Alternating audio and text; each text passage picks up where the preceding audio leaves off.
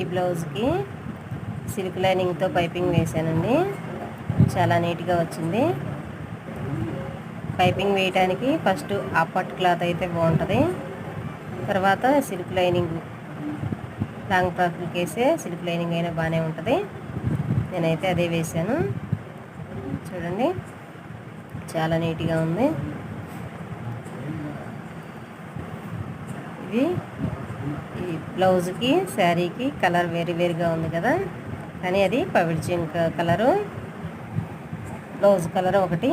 ఇట్లా పెద్ద బార్డర్ ఉన్న వాటికి చీరలకి పెద్ద పాలు వేసుకోండి, చాలా బాగుంటుంది. అలాగే కొంగుకి ముడులు వేశాను.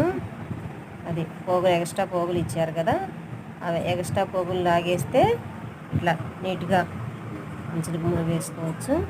వీడియో నచ్చితే లైక్ చేయండి.